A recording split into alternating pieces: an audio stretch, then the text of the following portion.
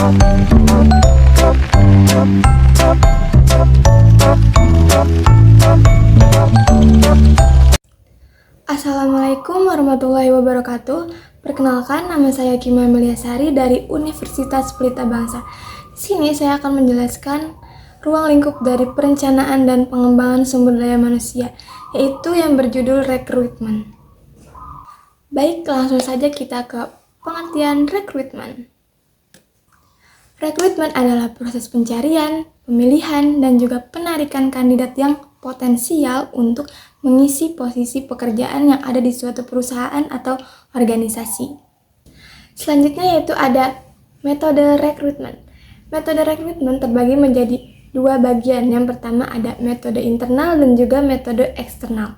Langsung saja kita bahas kedua metode tersebut. Yang pertama ada metode internal. Metode internal terbagi menjadi dua. Yang pertama ada promosi dan juga mutasi. Nah, yang dimaksud dengan promosi ini adalah menaikkan karyawan yang sudah ada di dalam perusahaan tersebut ke jenjang posisi yang lebih tinggi lagi. Nah, mengapa demikian karyawan itu bisa dipromosikan? Karena dilihat dari mungkin pekerjaannya yang bagus atau lamanya karyawan tersebut bekerja di suatu perusahaan itu. Dan yang kedua ada mutasi. Mutasi artinya pemindahan karyawan dari departemen satu ke departemen yang lain. Kenapa karyawan itu bisa kena mutasi? Karena biasanya yang kena mutasi yaitu ada karyawan yang kerjanya sering main-main. Jadinya dia dipindahkan ke departemen itu agar bisa menjadi lebih baik lagi.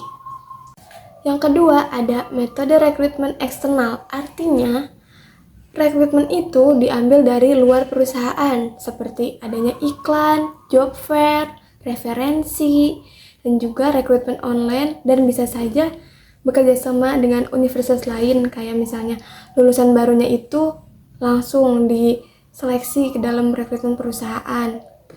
Sebelum melakukan rekrutmen, perusahaan biasanya menentukan langkah-langkah apa dulu nih yang harus diambil oleh perusahaan tersebut.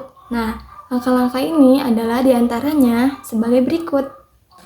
Dimulai dari cari tahu kebutuhan, kayak misalnya perusahaan harus mencari tahu posisi apa sih yang kosong dan juga kriteria apa sih yang perusahaan mau dari calon karyawan baru tersebut. Setelah sudah ketemu, barulah karyawan itu menyebarkan lowongan. Setelah lowongan disebar dan juga calon kandidatnya sudah masuk dan mulai bermunculan, pilihlah kandidat yang terbaik. Setelah kandidat terbaik sudah terpilih, maka lakukan wawancara agar perusahaan dan calon karyawan itu berasa lebih dekat.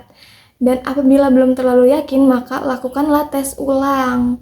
Setelah tes ulang sudah berhasil dan calon kandidat sudah didapatkan, maka perusahaan biasanya akan kayak mengasih teken kontrak sebagai perjanjian kerja. Setelah sudah ada perjanjian kerja, maka perusahaan melakukan orientasi kepada karyawan tersebut. Kayak misalnya memperkenalkan hal apa saja sih yang ada di perusahaan itu, terus bagaimana sih aturan-aturan yang ada di perusahaan itu.